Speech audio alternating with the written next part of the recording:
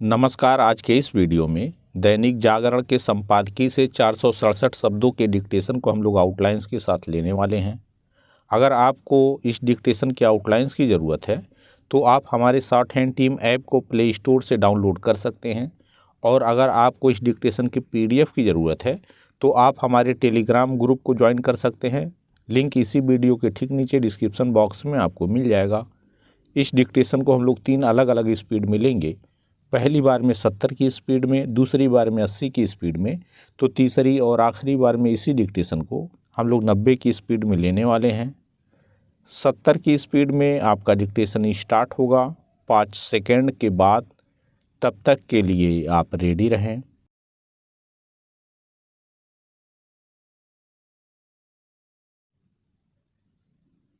Start. Varanasi की जिला अदालत ने ज्ञानवापी परिसर में स्थित व्यास जी के तहखाने में पूजा की अनुमति देने का निर्णय देकर केवल न्याय ही प्रदान नहीं किया, बल्कि उस गलती को सुधारने का काम भी किया जो 1993 में मुलायम सिंह सरकार ने की थी। मुलायम सिंह सरकार ने इस तहखाने में पूजा पाठ पर प्रतिबंध पूजा स्थल अधिनियम के अस्तित्व में आने के बावजूद लगा दिया था। यह प्रतिबंध मनमाना और अवैध ही नहीं था, बल्कि एक तरह से 1991 के पूजा स्थल अधिनियम का शर्मनाक उल्लंघन भी था। यह अधिनियम यह कहता है कि किसी धार्मिक स्थल का चरित्र बदला नहीं जाएगा, लेकिन तत्कालीन मुलायम सिंह सरकार ने व्यास जी के तहखाने में पूजा पर प्रतिबंध लगाकर ठीक यही काम किया। विडंबना यह है कि हिंदू श्रद्धालुओं के पूजा के अधिकार का दमन करने वाले इस प्रतिबंध के हटने में 31 वर्ष लग गए। वाराणसी की जिला अदालत ने 7 दिन के अंदर पूजा की व्यवस्था करने के आदेश दिए हैं। हैरानी नहीं कि इसके पहले ही उसके फैसले को उच्चतर न्यायालयों में चुनौती दी जाए। जो भी हो, किसी को यह मानकर नहीं चलना चाहिए कि मंदिर पक्ष केवल इससे संतुष्ट होने वाला है कि उसे ज्ञानवापी परिसर के तहखाने में पूजा का वह अधिकार मिल गया जो करीब 3 दशक पहले उससे छीन लिया गया था। किसी को ऐसी अपेक्षा इसलिए नहीं करनी चाहिए क्योंकि हाल में भारतीय पुरातत्व सर्वेक्षण यानी ASI की ओर से ज्ञानवापी परिसर में किए गए सर्वे से यह प्रमाणित हुआ कि यहाँ मंदिर को तोड़कर उसके ऊपर मस्जिद खड़ी की गई थी। पैरा। वैसे तो यह पहले से ही स्पष्ट था कि तथाकथित ज्ञानवापी मस्जिद एक मंदिर पर खड़ी की गई इमारत है, लेकिन ASI के सर्वे ने इसके अकाट्य प्रमाण भी प्रस्तुत कर दिए। इन्हें किसी के लिए नकारना संभव नहीं है, लेकिन यह देखना दुखद है कि मस्जिद पक्ष और कई मजहबी एवं सियासी मुस्लिम नेता ISI की सर्वे रिपोर्ट को खारिज करने में जुटे हैं। यह दीवार पर लिखी इबारत को देखने पढ़ने से जानबूझकर इनकार करने के अलावा और कुछ नहीं। मस्जिद पक्ष वैसी ही हठ धर्मिता दिखा रहा है जैसी उसने अयोध्या मामले में दिखाई थी, जब यह एक सर्वमान्य और अकाट्य साक्ष्यों से प्रमाणित तथ्य है कि मुगल शासकों समेत अन्य मुस्लिम शासकों ने मंदिरों को ध्वस्त कर वहां मस्जिदें खड़ी कीं, तब न्याय और नैतिकता का तकाजा यही कहता है कि कम से कम उन पर से तो दावा छोड़ ही दिया जाए जो हिंदुओं के लिए बहुत अधिक मायने रखते हैं। मस्जिद पक्ष एक ओर तो यह कहता है कि आज के मुसलमानों का औरंगजेब से कोई लेना देना नहीं, लेकिन इसके साथ ही वह उसके दुष्कृत्यों का बचाव भी करता है। एक त्रासदी यह भी है कि मुस्लिम नेता इस हकीकत से भी मुंह मोड़ रहे हैं कि उनके पूर्वज हिंदू ही थे। स्टॉप।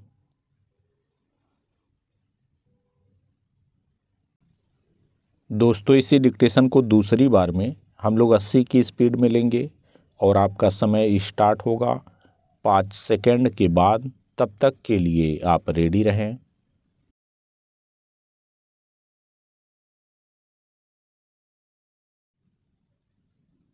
स्टार्ट। वाराणसी की जिला अदालत ने ज्ञानवापी परिसर में स्थित व्यास जी के तहखाने में पूजा की अनुमति देने का निर्णय देकर केवल न्याय ही प्रदान नहीं किया, बल्कि उस गलती को सुधारने का काम भी किया जो 1993 में मुलायम सिंह सरकार ने की थी। मुलायम सिंह सरकार ने इस तहखाने में पूजा पाठ पर प्रतिबंध पूजा स्थल अधिनियम के अस्तित्व में आने के बावजूद लगा दिया था।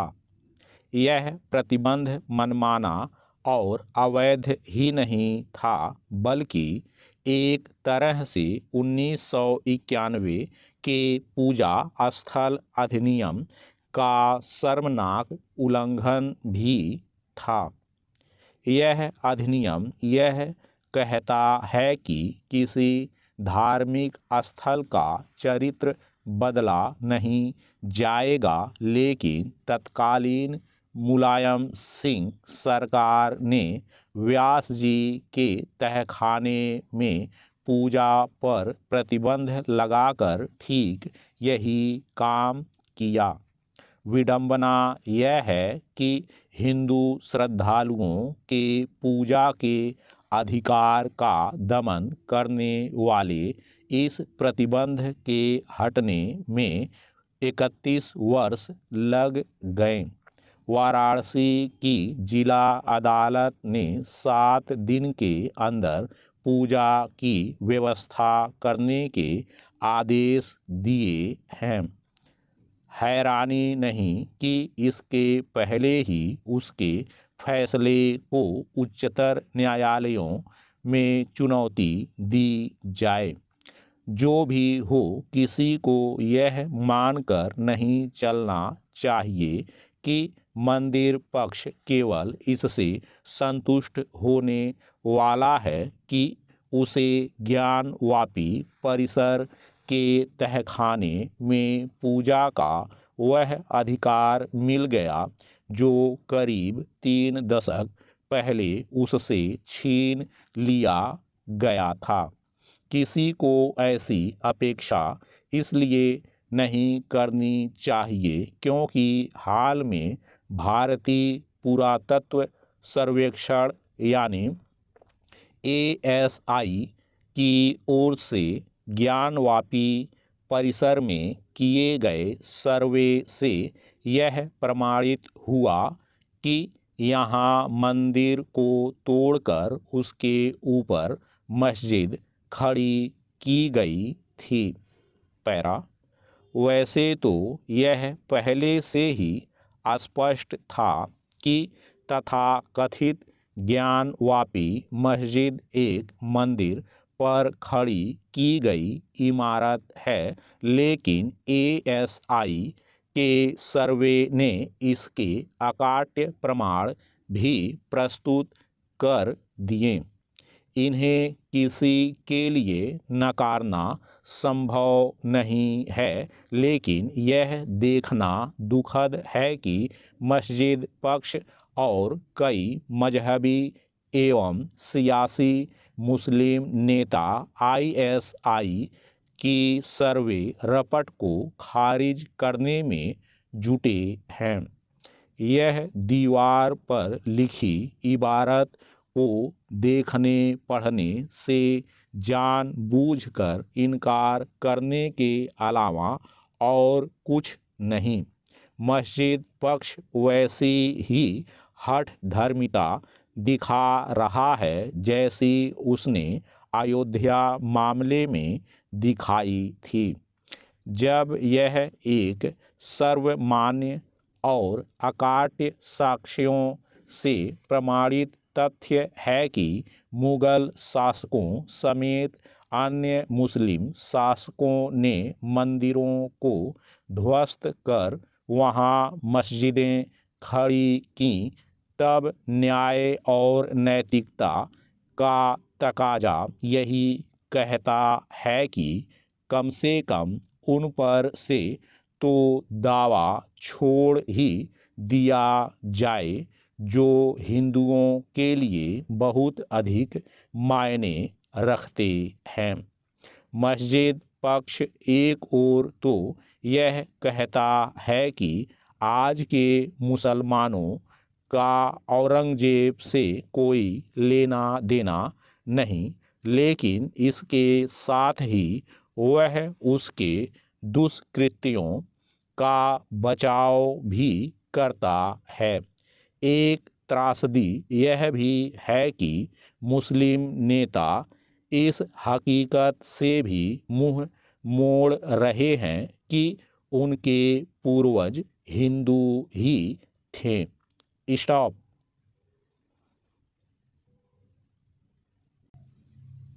दोस्तों, इसी डिक्टेशन को तीसरी और आखिरी बार में हम लोग 90 की स्पीड में लेंगे और आपका समय स्टार्ट होगा 5 सेकंड के बाद। तब तक के लिए आप रेडी रहें।